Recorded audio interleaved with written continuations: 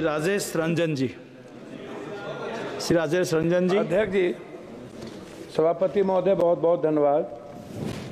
मैं पहले कुछ वर्ल्ड इनक्वालिटी डेटाबेस का ताज़ा रिसर्च के मुताबिक भारत में असमानता अपने 100 साल शिखर से ऊपर पहुंच चुका है।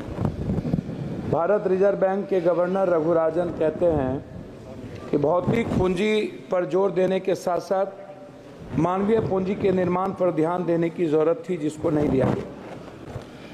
आर्टिफिशियल इंटेलिजेंस की दुनिया का सामना करने के लिए तैयार हो सके, प्रथम फाउंडेशन की प्रकाशित रिपोर्ट 14 से 18 साल की उम्र वाली चौथाई बच्चे साधारण से लिखे हुए वाक भी नहीं पढ़ पाते हैं आज के इस हिंदुस्तान में। कोविड-19 की जगह के बाद स्वास्थ्य और एजुकेशन पर सबसे ज़्यादा यदि किसी को झटका लगा तो वो बच्चों को लगा है। दूसरी सबसे बड़ी बात ये है कि जो रिपोर्ट आई हुई है उसमें बहुत क्लियर है, यूपीए 2 से पीछे रह गए। क्या जीडीपी के हिस्से के रूप में लगभग 6% का घाटा, और उसके बाद मेक इन इंडिया में विफल होने के कारण राज्य के नेतृत्व वाले विकास मॉडल के बजाय सार्वजनिक निजी भागीदारी पीपी मॉडल पर जो निर्भर हुआ, नतीजा हुआ कि आज की स्थिति में लगभग शेयरों को भी आप देखिए, आरंभिक सार्वजनिक पेशकश 21,000 करोड़ रुपया थी, उनका जब आप निजी क्षेत्र में बिक्री या मोनेटाइजेशन शामिल करने के अनुमानित आंकड़ा देखिएगा तो 6 लाख करोड़ रुपया था।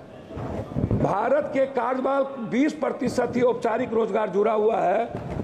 अंतर्राष्ट्रीय श्रम संगठन के ताजा आंकड़ों के मुताबिक लगभग 2000 में जहां देश में बेरोजगार में पढ़े लिखे नौजवानों की तादाद 54.2% थी, वो 2022 में बढ़कर 65.7% हो गई। उस तरह दुनिया के कारखानों में तब्दील करने की जो मेक इन इंडिया की सबसे बड़ी बात थी, जिसमें 25 अरब डॉलर मोबाइल इलेक्ट्रॉनिक्स वाली कंपनियों को दिया गया भारत सरकार के द्वारा युवाओं को आगे बढ़ाने के लिए, जिसमें 1.3% भी, ये आंकड़ा मेरा नहीं है, ये आंकड़ा भारत सरकार का है, वो स्थिति इसमें पैदा हो गई कि हमने यूथ को आगे नहीं बढ़ा पाया। लगभग 40% श्रमिक किसी क्षेत्र में काम करते हैं और केवल 20% ही विनिर्माण नौकरियां या आईटी जैसी व्यावसायिक सेवा में काम करता है। ये जो मजदूर है 40%, 10 साल के अंदर इस पर कोई काम वर्तमान सरकार ने नहीं किया।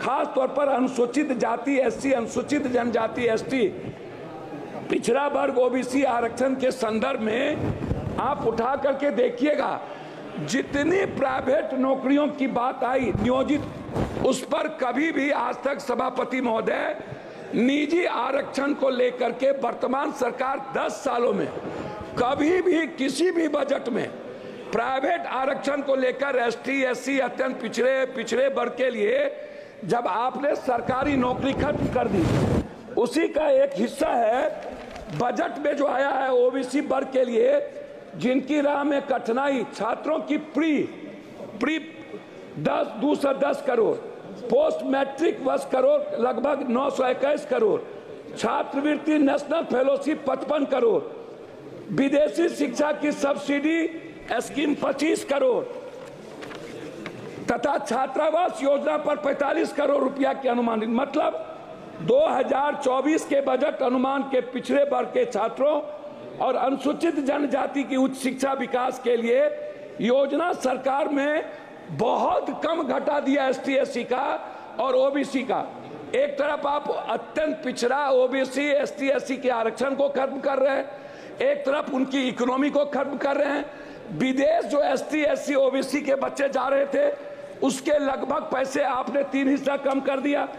तो मेरा उसमें कहना बिल्कुल साफ है कि अध्यक्ष महोदय, सबसे जो इम्पोर्टेंट था वो है, आप इसको समझने का प्रयास करिए, वो सबसे ज्यादा है एजुकेशन, हेल्थ, नरेगा, विडो, मैं सभापति महोदय वीडियो के बारे में जो 6 पेंशन है, विधवा पेंशन है, वृद्धा पेंशन है, निःशक्त पेंशन है, मैं सरकार से जानना चाहूंगा ये 300 रुपया कब तक आप दोगे? 400 रुपया कब तक?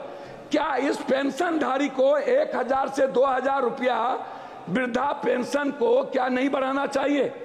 दूसरी चीज, नरेगा जिस पर मजदूर निर्भर है, मनरेगा की स्थिति को आपने कितना कम बजट दिया है, आप इसको देख लीजिए।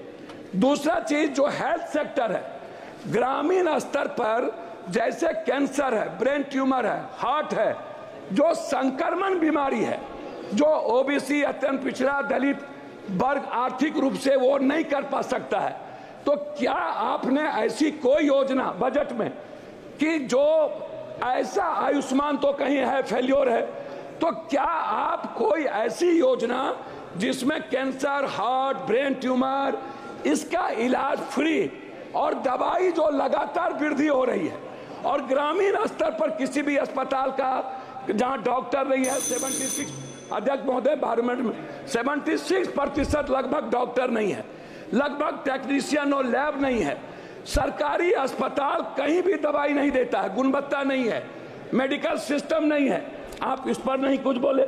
मेरा सिर्फ आपसे अंत में कहना यह है कि आपने जाति जनगणना, मेरा कहना है कि अध्यक्ष महोदय कि जाति जनगणना के लेकर के आपकी क्या राय है, इस पर आप कभी चर्चा नहीं करते हैं।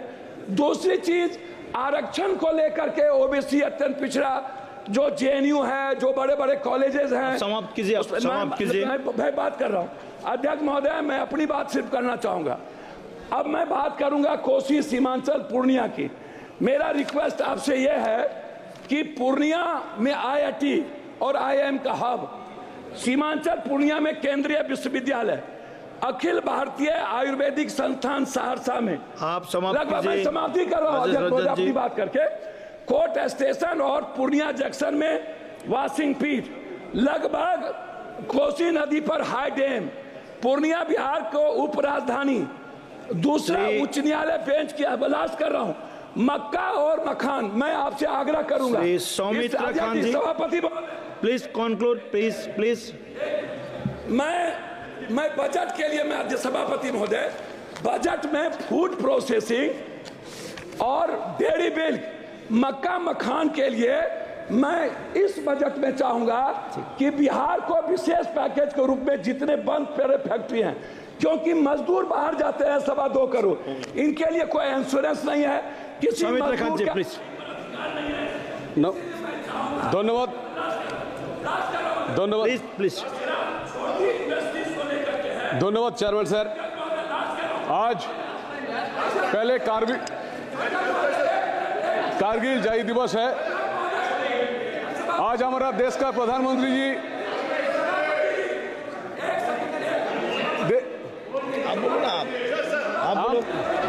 पहले धन्यवाद देना चाहता हूं, जहां देश का प्रधानमंत्री जी हमारा।